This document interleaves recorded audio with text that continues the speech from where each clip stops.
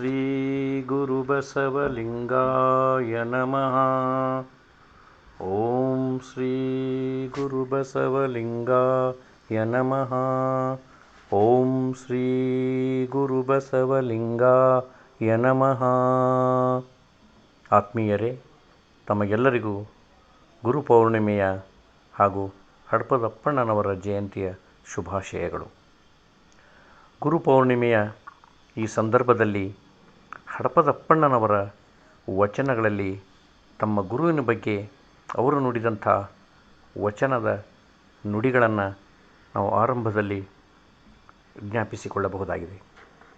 ಶ್ರೀ ಗುರುವೇ ಮದ್ಗುರುವೇ ಸದ್ಗುರುವೇ ಸದಾ ಸನ್ನಿಹಿತ ಗುರುವೇ ಷಡಾಂಗ ಸನ್ಮತ ಗುರುವೇ ಸಾವಧಾನದೊಳು ಸಮರಸ ಗುರುವೇ ಭಾವದೊಳು ಭರಿತ ಗುರುವೇ ಬ್ರಹ್ಮಾಂಡ ಪಿಂಡಾಂಡ ಪರಿಪೂರ್ಣ ಗುರುವೇ ಮಹದಾನಂದ ಗುರುವೇ ಬಸವ ಪ್ರಿಯ ಕೂಡಲ ಚನ್ನ ಸಂಗಮ ದೇವ ಪ್ರಭುವೇ ಸಾಕಾರ ನಿರಾಕಾರ ಏಕೀಕೃತಾನಂದ ಗುರುವೇ ಲೋಕ ಚೈತನ್ಯಮಯ ಗುರುವೇ ಲಿಂಗವೇಕ ಪ್ರಣಮಾನಂದ ಗುರುವೇ ಏಕಮೇವ ದ್ವಿತೀಯಾನಂದ ಗುರುವೇ ಲೋಕಾಲೋಕಗಳಿಂದ ತತ್ತ ಏಕೀಕರಮಯವಾದ ಗುರುವೇ ಗುರುವೇ ಪರಂಜ್ಯೋತಿ ಬಸವ ಪ್ರಿಯ ಕೂಡಲ ಚನ್ನ ಸಂಗಮ ಪ್ರಭುವೇ. ಶ್ರೀ ಗುರುವೇ ಸತ್ಕ್ರಿಯೆಯಾಗರವೇ ಸುಜ್ಞಾನ ಸಾಗರವೇ ಎನ್ನ ಮತಿಗೆ ಮಂಗಲವನಿತ್ತು ರಾಗದಿಂಬೇಗ ಕೃಪೆಯಾಗೂ ರಾಗದಿಂಬೇಗ ಕೃಪೆಯಾಗೂ. ಮಾನವ ಜೀವನದಲ್ಲಿ ಅರಿವಿನ ಬೆಳಕಲ್ಲಿ ಬದುಕನ್ನು ಸಾರ್ಥಕಗೊಳಿಸಿಕೊಳ್ಳುವ ಜ್ಞಾನವನ್ನು ನೀಡುವ ತಿಳುವಳಿಕೆಯನ್ನು ನೀಡುವ ಸತ್ಪಥವನ್ನು ತೋರುವ ಶಿವಪಥವನ್ನು ತೋರುವ ಎಲ್ಲ ಗುರು ಸ್ವರೂಪರಿಗೆ ಪ್ರಪ್ರಥಮದಲ್ಲಿ ಶರಣು ಶರಣಾರ್ಥಿಗಳು ಶರಣು ಶರಣಾರ್ಥಿಗಳು.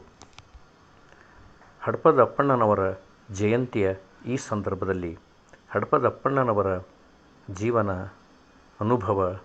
ಅನುಭವದ ಬಗ್ಗೆ ಕೆಲವು ವಿಚಾರಗಳನ್ನು ನಾವು ತಿಳಿದುಕೊಳ್ಳಲು ಪ್ರಯತ್ನಿಸೋಣ. 12ನೇ ಶತಮಾನ ಸಮಾಜದಲ್ಲಿ ವಿಜೃಂಭಿಸುತ್ತಿದ್ದ ಜಾತಿಭೇದ, ಅಜ್ಞಾನ, ಧರ್ಮ, ಅಧಿಕಾರದ ಹೆಸರಿನಲ್ಲಿ ಶೋಷಣೆಯನ್ನು ನಿಜದರಿವಿನ ಬೆಳಕಿನಲ್ಲಿ ನಿವಾರಿಸಿದ ಅಪೂರ್ವ ಕಾಲ. ಏಕಕಾಲಕ್ಕೆ ನೊಂದ ಶೋಷಿತ ಜನಾಂಗದ ಅಸಂಖ್ಯಾತ ಕಾಯಕ ಜೀವಿಗಳನ್ನು ಸರ್ವತಂತ್ರ ಸ್ವತಂತ್ರರಾಗಿ ಆತ್ಮಸಾಧನೆಯ ಮುಮುಕ್ಷುಗಳಾಗಿ ಇಷ್ಟಲಿಂಗ ಯೋಗದಿಂದ ಶರಣರಾಗಿ ಅಮರ ಗಣಗಳಾಗಿ ರೂಪಿಸಿದ ಪುಣ್ಯಕಾಲ.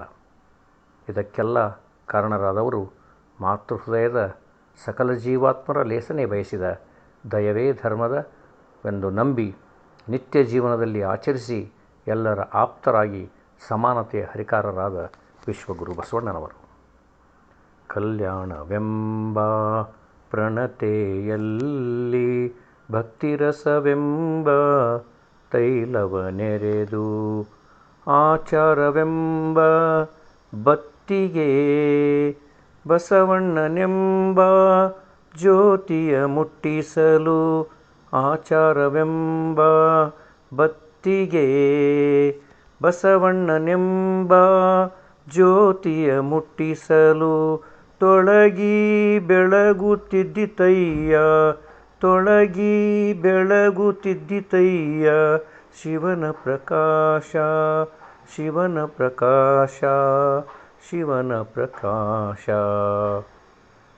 ಶರಣಪ್ರಭೆಯಾಗಿ ಬೆಳಗಿದ ಅಸಂಖ್ಯಾತ ಪ್ರಮಥರಲ್ಲಿ ಹಡಪದಪ್ಪಣ್ಣನವರು ಅನುಪಮರು.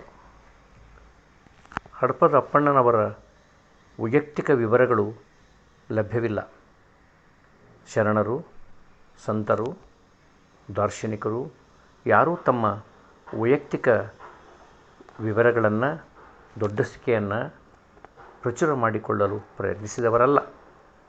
ತಮ್ಮ ಉದತ್ತ ಆಚಾರ ವಿಚಾರ ಆದರ್ಶಮಯ ಜೀವನದಿಂದ ಸಮಾಜದಲ್ಲಿ ಬದುಕಿ ಎಲ್ಲರ ಒಲಮೆಗೆ ಪಾತ್ರರಾದವರು. ಅಧ್ಯಾತ್ಮ ಸಾಧನೆಯ ಪರಮಸಿದ್ಧಿಯ ಮೂಲಕ ಜಗತ್ತಿಗೆ ಸನ್ಮಾರ್ಗವನ್ನು ತಮ್ಮ ನಡೆನುಡಿ ಒಂದಾದ ರೀತಿಯಿಂದ ತೋರಿದವರು. ಆದರೆ ಇತ್ತೀಚೆಗೆ ಎಸ್ ಜಿ ಹಂಪಣ್ಣವರು ಸೂಚಿಸಿದಂತೆ ಡೆಕ್ಕನ್ ಪ್ರಾಂತ್ಯದ ರಾಜ್ಯ ವೈದ್ಯರಾದ ದೊಡ್ಡಪ್ಪ ತಾತ ದೇವದುರ್ಗ್ ಇವರಿಗೆ ದೊರೆತಂಥ ಹಸ್ತಪ್ರತಿ ಕಾಗದದಲ್ಲಿ ಈ ಶರಣರ ಸಂಬಂಧಿತ ಕೆಲವು ವೈಯಕ್ತಿಕ ವಿವರಗಳಿವೆ. ಇವುಗಳಿಗೆ ಸಂಬಂಧಪಟ್ಟ ತಾಳೋಲೆಗಳು ದೊರಕದ ಕಾರಣ ವಿದ್ವಾಂಸರು ಈ ವಿಷಯದಲ್ಲಿ ಇನ್ನೂ ಹೆಚ್ಚಿನ ಸಂಶೋಧನೆಯನ್ನು ಮಾಡಿ ಖಚಿತಪಡಿಸಬೇಕಾಗಿದೆ. ಇರಲಿ, ಅವರ ಜನ್ಮ ದಿನ ಶ್ರೀಮನ್ನೃಪ ಶಾಲಿವಾಹನ ಶಕೆ 1134 ಶ್ರಾವಣ ಸಂವತ್ಸರ ವೈಶಾಖ ಮಾಸ ಕೃಷ್ಣ ಪಕ್ಷ ಪಂಚಮಿ ರವಿವಾರ ಎಂದಿದೆ. ತಂದೆ ತಾಯಿಯರು: ತಂದೆ ಶ್ರೀ ಚನ್ನವೀರಪ್ಪ, ತಾಯಿ ದೇವಾಕ್ಯಮ್ಮ. ಊರು ಬಾಗೇವಾಡಿ ಪಶ್ಚಿಮಕ್ಕಿರುವ ಮಸಿಬಿನಾಳ ಗ್ರಾಮ. ಹಡಪದಪ್ಪಣ್ಣನವರ ಹೆಸರೇ ಸೂಚಿಸುವಂತೆ ಅವರ ಕಾಯಕ ಹಡಪದ ಕಾಯಕ. ಹಡಪ ಅಡಪ ಎಂಬ ಶಬ್ದಗಳಿಗೆ ಎರಡು ಅರ್ಥಗಳು ನಮಗೆ ಕಂಡುಬರ್ತವೆ. ಒಂದು ಕ್ಷೈರಿಕನ ವಸ್ತುಗಳ ಚೀಲ, ಇನ್ನೊಂದು ತಾಂಬೂಲದ ಕರಂಡಿಗೆ ಅಂತ ಅರ್ಥ ಬರ್ತದೆ. ಆದರೆ ಅವರ ವಚನಗಳನ್ನು ಗಮನಿಸಿದಾಗ ಅವರ ವಚನಗಳಲ್ಲಿ ಕ್ಷೌರಿಕೆ ವೃತ್ತಿಗೆ ಸಂಬಂಧಪಟ್ಟಂಥ ಯಾವ ವಿವರಗಳು ನಮಗೆ ಕಂಡುಬರುವುದಿಲ್ಲ. ಸಾಮಾನ್ಯವಾಗಿ ಅವರು ಬಸವಣ್ಣನವರ ಆಪ್ತರಾಗಿದ್ದ ಕಾರಣ ಅವರಿಗೆ ತಾಂಬೂಲ ಸೇವೆಯನ್ನು ನಡೆಸುತ್ತಿದ್ದರೆಂಬುದು ತಿಳಿದುಬರುತ್ತದೆ. ತಾಂಬೂಲ ಸೇವೆಯ ವೃತ್ತಿಯ ಬಗ್ಗೆ ಶರಣರ ಲೀಲಾಮೃತದಲ್ಲಿ ಒಂದು ಪವಾಡ ಘಟನೆಯನ್ನೇ ಚಿತ್ರಿಸಲಾಗಿದೆ. ಇರಲಿ, ಆ ಶರಣರ ವಿಶೇಷತೆಯನ್ನು ನಾವು ಶ್ರೀ ಜೇಚಣಿಯವರ ಈ ಕೆಲವು ನುಡಿಗಳ ಉಲ್ಲೇಖದಿಂದ ಅರ್ಥ ಮಾಡಿಕೊಳ್ಳಬಹುದು. ಕಲ್ಯಾಣದ ಪ್ರಮುಖ ಶಿವಶರಣರಲ್ಲಿ ಹಡಪದಪ್ಪಣ್ಣನವರು ಒಬ್ಬರು. ಬಸವಣ್ಣನವರ ಆಚಾರ ವಿಧಿಯ ಕಾರ್ಯದರ್ಶಿ, ಅರ್ಚನೆಯ ಕ್ರಿಯಾದರ್ಶಿ, ಮಿಗಿಲಾಗಿ ತಾಂಬೂಲ ಪ್ರಸಾದವನ್ನೊದಗಿಸುವ ಆಪ್ತ ಶರಣ. ಆ ಬಸವಣ್ಣನವರ ಅಸ್ಪೃಶ್ಯೋದ್ಧಾರ ಉದಾರ ಧರ್ಮದಲ್ಲಿ ಆಪ್ತತೆಯ ಪಡೆದ ನಿಜಸುಖಿ. ಹಡಪದಪ್ಪಣ್ಣ ಬಸವಣ್ಣನ ಹೃದಯ ಭಕ್ತಿ ಜೀವನದ ಬಂಟ, ಬಸವಣ್ಣನ ಭಾವಜೀವನದ ಭಂಡಾರ, ಆಚಾರ ಜೀವನದ ಆಸರೆ, ಬಸವಣ್ಣನ ಅರಮನೆಯ ಒಳಬಾಳಿನ ಸರ್ವಸ್ವವಾಗಿದ್ದರು. ಹಡಪದಪ್ಪಣ್ಣನ ಶಕ್ತಿ ಬಸವಣ್ಣನಲ್ಲಿ ಬಸವಣ್ಣ ಬಲ್ಲ, ಬಸವಣ್ಣನ ಭಾವೇಂಗಿತವ ಅಪ್ಪಣ್ಣ ಬಲ್ಲ. ಈ ರೀತಿಯಾಗಿ ಬಸವಣ್ಣನವರ ಜೊತೆಗೆ ಒಡನಾಡಿಯಾಗಿ ನೆರಳಿನಂತೆ ಸದಾ ಅವರ ಜೊತೆಗಿರುತ್ತಿದ್ದ ಅಪ್ಪಣ್ಣನವರು ಬಸವಣ್ಣನವರಿಗೆ ಅತಿ ಆಪ್ತರಾಗಿದ್ದರು. ಅನುಭವ ಮಂಟಪದಲ್ಲಿ ತಮ್ಮ ವಿಶಿಷ್ಟ ಗುಣಲಕ್ಷಣಗಳ ಮೂಲಕ ಎಲ್ಲ ಶರಣರ ವಿಶ್ವಾಸಕ್ಕೆ ಪಾತ್ರರಾಗಿದ್ದರು.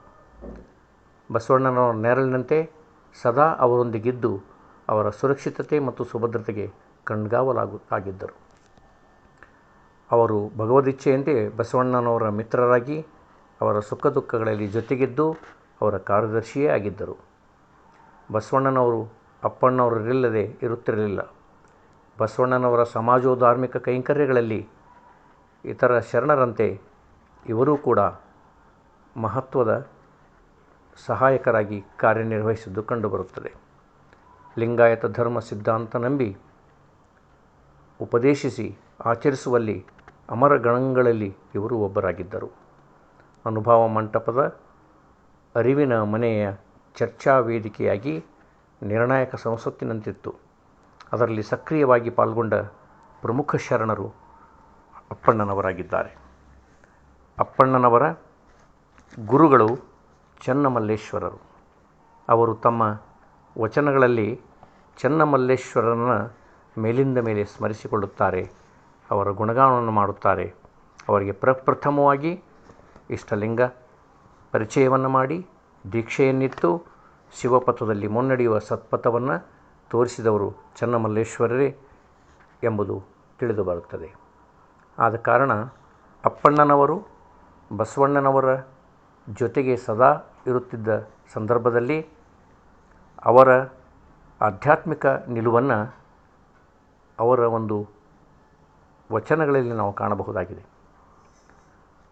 ಅವರು ತಮ್ಮದೇ ಆದ ಒಂದು ವಚನದಲ್ಲಿ ನಿವೇದಿಸಿಕೊಳ್ತಾರೆ, ಎನ್ನ ಆಚಾರ ವಿಚಾರ ಬಸವಣ್ಣಂಗರ್ಪಿತವಾದವು, ಎನ್ನ ಅವಧಾನ ಅನುಭವ ಬಸವಣ್ಣಂಗರ್ಪಿತವಾದವು, ಎನ್ನ ಸರ್ವಾಚಾರ ಸಂಪತ್ತು ಬಸವಣ್ಣನಲ್ಲಿ ವೇದ್ಯವಾಯಿತು, ಬಸವ ಪ್ರಿಯ ಕೂಡಲ ಚನ್ನ ಸಂಗಮ ದೇವರಲ್ಲಿ ನಿಜ ನಿವಾಸಿಯಾಗಿರ್ತೇನು ಎಂದು ಹೇಳುವುದರ ಮೂಲಕ ಬಸವಣ್ಣನವರ ಆಪ್ತರಾದ ಹಡಪದಪ್ಪಣ್ಣನವರ ಬಗ್ಗೆ ವಿವಿಧ ಶರಣರು ನುಡಿದಂಥ ನುಡಿಗಳನ್ನು ನಾವಿಲ್ಲಿ ಗಮನಿಸಬಹುದಾಗಿದೆ. ಅವರ ಸಮಕಾಲೀನ ಶರಣರು ಅವರನ್ನು ಐಕ್ಯಸ್ಥಳದ ಪ್ರತೀಕವೆಂದು ಭಾವಿಸುತ್ತಾರೆ. ಅವರನ್ನು ನಿಜಸುಖಿ ಅಪ್ಪಣ್ಣ ಎಂದು ಇನ್ನೂ ಕೆಲವು ಶರಣರು ಶ್ಲಾಘಿಸಿದ್ದಾರೆ. ಮರುಳಶಂಕರ ದೇವರು ಅವರನ್ನು ನಿಜಸುಖಿ ಅಪ್ಪಣ್ಣ ಎಂದರೆ ಅಂಗಸೋಂಕಿನ ಮಾರಿ ತಂದೆ ಎನ್ನ ಪ್ರಣವದ ಪರಿಣಾಮವೇ ಹಡಪದಪ್ಪಣ್ಣ ಎಂದಿದ್ದಾರೆ. ಅಮುಗಿ ದೇವಯ್ಯ ಎನ್ನ ಪುಣ್ಯದ ಪುಂಜವೇ ಹಡಪದಪ್ಪಣ್ಣನವರು ಎಂದರೆ ಅಲ್ಲಮಪ್ರಭುಗಳು ವಿಮಲದ ಬಿಮಲಾನಂದ ಗುಹೇಶ್ವರನ ಶರಣ ಸಂಗಮೇಶ್ವರದ ಅಪ್ಪಣ್ಣ ಎಂದಿದ್ದಾರೆ. ಅಪ್ಪಣ್ಣನವರ ಒಂದು ಮೂರ್ತಿ ಬನವಾಸಿಯ ತ್ರಿಲೋಕ ಉತ್ಸವ ಮಂಟಪದಲ್ಲಿ ನಮಗೆ ಕಂಡುಬರುತ್ತದೆ. ಗರ್ಭಗುಡಿಯ ಒಳಭಾಗದಲ್ಲಿರುವ 11 ಶರಣರ ಮೂರ್ತಿಗಳಲ್ಲಿ ಅಪ್ಪಣ್ಣನವರದು ಒಂದು ಮೂರ್ತಿ ಇದೆ. ಅಪ್ಪಣ್ಣನವರು ಸದಾಕಾಲ ಬಸವಣ್ಣನವರ ಜೊತೆಗಿದ್ದು ಅವರಂತೆ ಅಧ್ಯಾತ್ಮದಲ್ಲೂ ಕೂಡ ಅದ್ಭುತವಾದ ಅನುಭಾವಿಗಳಾಗಿ ಅವರು ಹೊರಹೊಮ್ಮಿದ್ದಾರೆ. ಅವರ ಅನುಭಾವಿಕ ನಿಲುವನ್ನು ಅರ್ಥ ಮಾಡಿಕೊಳ್ಳಬೇಕಾದರೆ ಅವರ ಜೀವನದಲ್ಲಿ ನಡೆದಂಥ 3 ಸಾಂದರ್ಭಿಕ ಘಟನೆಗಳನ್ನು ನಾವು ಜ್ಞಾಪಿಸಿಕೊಳ್ಬೇಕಾಗತ್ತೆ. ಅದನ್ನು ಒಂದು ಪ್ರತ್ಯೇಕವಾಗಿ ನಾವು ತಿಳಿದುಕೊಳ್ಳುವ ಪ್ರಯತ್ನ ಮಾಡೋಣ. ಒಂದು ವಚನವನ್ನು ಹೇಳ್ತಾ ಈ ಪರಿಚಯದ ನುಡಿಯನ್ನು ನಾವು ವಿರಾಮ ಹೇಳೋಣ. ಎನ್ನ ತನು ನಿಮ್ಮ ಸೇವೆಯಲ್ಲಿ ಸವೆದು, ಎನ್ನ ಮನ ನಿಮ್ಮ ನೆನಹಿನಲ್ಲಿ ಸವೆದು, ಎನ್ನ ಅರಿವು ನಿಮ್ಮ ಘನದೊಳಗೆ ಸವೆದು, ನಿಶ್ಚಲ ನಿಜೈಕ್ಯವಾಗಿ ಬಸವಪ್ರಿಯ ಕೂಡಲ ಸಂಗಯ್ಯ ನಾನೀನೆಂಬುದ ಏನಾಯಿತೆಂದರಿಯೇನು ಎಂಬ ಈ ವಚನ ಅವರ ಆಧ್ಯಾತ್ಮಿಕ ನಿಲುವನ್ನು ನಮಗೆ ದರ್ಶಿಸುತ್ತದೆ. ಅವರ ಸಾಧನೆ, ಅವರು ಬಸವಣ್ಣನವರ ಜೊತೆಗಿದ್ದು ತೋರಿಸಿದಂಥ ಚಾಣಾಕ್ಷತನ, ಕುಶಾಲಮತಿ, ನಿಶಿತಮತಿ ಹಾಗೂ ಅವರ ಮಂತ್ರಿಗಳಾದಾಗ ಆಪ್ತ ಕಾರ್ಯದರ್ಶಿಯಂತೆ ಅವರಿಗೆ ಅವರು ಮಾಡಿದಂಥ ವಿಶೇಷತೆಯ ಗುಣಲಕ್ಷಣಗಳನ್ನು ನಾವು ಮುಂದಿನ ಭಾಗದಲ್ಲಿ ತಿಳಿದುಕೊಳ್ಳೋಣ. ಶರಣು ಶರಣಾರ್ಥಿಗಳು.